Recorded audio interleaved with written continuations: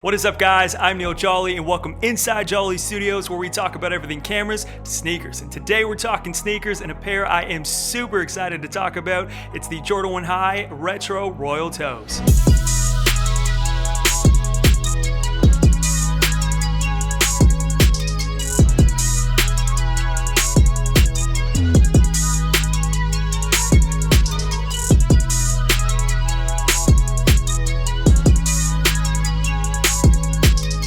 Thank you guys so much for stopping by the channel. I'm so glad that you guys are here. And so in today's video, we are going to do an unboxing of these sneakers. We're going to talk a little bit about the history of the Royal Toe and the Royal colorway. We are going to give you guys an on-foot look of these sneakers. And then finally, giving you guys my verdict on whether you should shoot, hold, or pass on your shot at these sneakers. So without further ado, let's get into the unboxing. Coming in a standard Jordan 1 High black and red Nike box, and with Nike swoosh branding on the top and sides of the shoebox. Resting inside gray paper, we've got the Royal Toes. And they are laced only on one of the bottom eyelets with black laces, and you'll find a second set of royal blue laces that are tagged onto the left foot in their own respective Ziploc bag. Released on May 9th of 2020, this was a highly sought after sneaker, and the royal blue color is a color that dates far back as 1985 as one of the handful colors that the Jordan 1 was originally released in addition to the OG Air Jordan 1 Chicagos that Michael Jordan actually wore on court. And so since 1985, we've seen the royal blue color applied to the Jordan 1 silhouette in a number of iterations, and this is the most recent one to add to the bunch of colorways.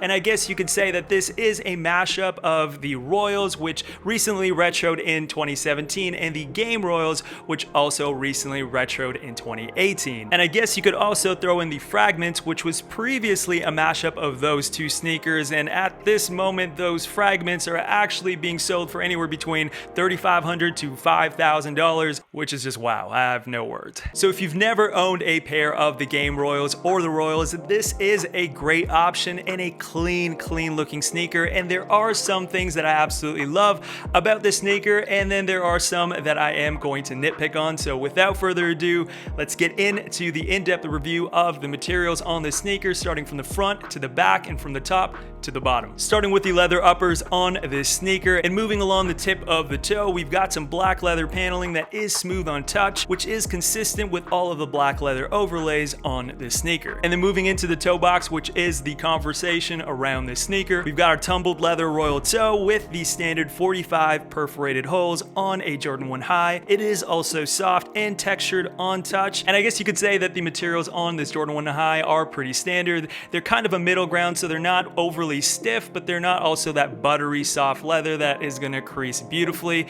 They're kind of in the middle, if that makes sense. And then moving into the lacing system, we've got some flat black laces that come laced on the bottom eyelet of this sneaker out of box, and you can lace them weaving through 9 eyelets you will find on the sneaker. And as we saw earlier when unboxing this sneaker, these sneakers do come with a set of royal blue laces, but for me, I think I'm gonna rock this sneaker with black laces. There's just something about the all black down the middle with the black canvas shoe tongue that just looks really nice and clean, and so I might give these a shot, but let me know in the comment section below how you guys are gonna rock these sneakers, with the black laces or the blue, or with a different set entirely.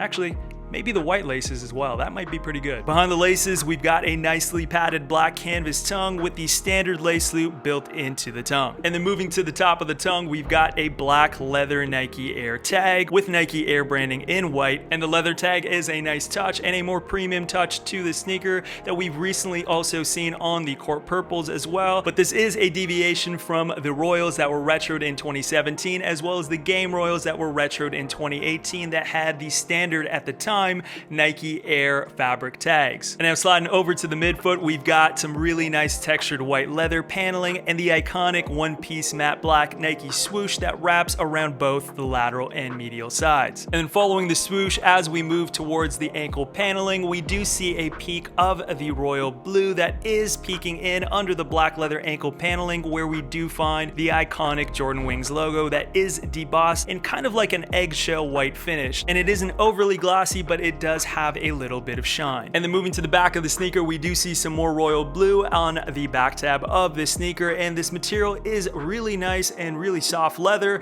And then as we move to the heel of the sneaker, we do see some more black leather paneling. And then moving inside the sneaker, we've got a really nice padded mesh sock liner around the ankles for great support, and then we've got a black insole with Nike Air printed in royal blue on the heel of the insole. And then moving to the bottom of the sneaker, we do have a white rubber midsole that runs around the whole sneaker with the standard EVA wedge and non-visible air sole unit that is built in. And then moving to the outsole, we've got a standout beautiful royal blue rubber outsole with the standard iconic Jordan 1 High traction patterns. And now it's my favorite part of the video, where I finally get to throw these sneakers on feet, style them, and give you guys a closer look.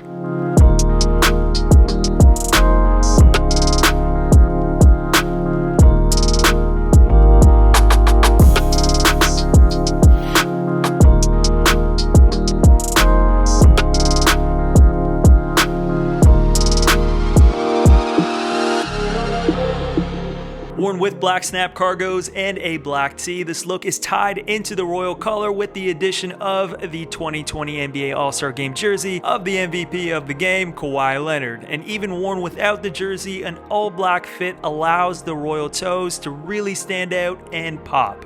In terms of sizing, the Jordan 1 highs, mids, and lows across the board are all advised to fit true to size, and I'd agree. I picked up a size 9.5 US, which is my standard size, and these fit perfectly on my feet. As mentioned, these sneakers did drop last Saturday, May 9th, at a retail price of 170 USD, and for us here in Canada, 225 Canadian, and they did retail on Nike sneakers, as well as worldwide websites that do normally carry Jordan releases, and they were immediately sold out within the first hour. And to my surprise, these were probably more hyped than I thought. I noticed a lot of traffic hitting a lot of online retailers, almost crashing some of the websites, but I managed to hop on Foot Locker Canada, grab my size, and check out as fast as I could. And so I'm really excited and happy that I was able to secure a pair and have them in hand today. However, these are now only available on the resale market, and so if you did miss out on your shot at these sneakers, I've left a direct link in the description box below for you to check these out and potentially pick up a pair for yourself. And now is the part of the video where I make my case for whether you should shoot, hold, or pass on your shot at these sneakers. With shoot being picking these sneakers up at their current retail price, hold being potentially waiting for these sneakers to go on sale or for another opportunity to pick these sneakers up,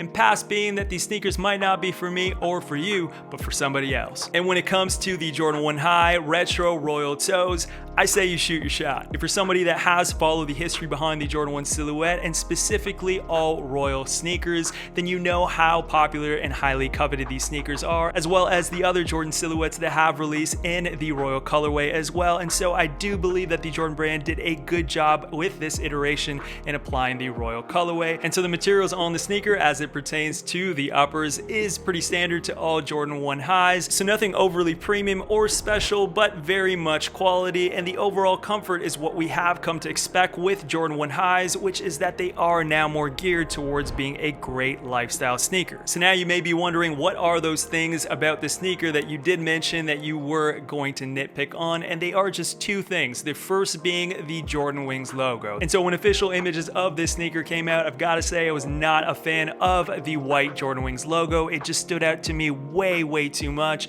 And for me, what really makes the black Nike swoosh stand out is that it is contrasting with that black and white paneling. And so for me, I just found my eye continuously gravitating towards the Jordan Wings logo. However, now that I have them in hand, I've got to say that the Wings logo has grown on me, and that has a lot to do with the fact that they aren't overly shiny, so more of an eggshell and not a semi-gloss. So these are a little more muted to the eye when you do see them, and for that case, I do understand why they went ahead with the white. And so they weren't a deal breaker for me then, and they aren't a deal breaker for me now that I have them in hand. And I have seen others that have been trying or will be trying to customize the Jordan Wings logo to a royal blue or even a black, which might have been preferable, but like I said, the white has grown on me. And the second thing I am going to nitpick on is the leather Nike Air tag that is on the upper part of the shoe tongue. And that's not to say that I'm opposed to a more premium touch on this sneaker, which is leather as a tag on the sneaker, but I am accustomed to that fabric tag,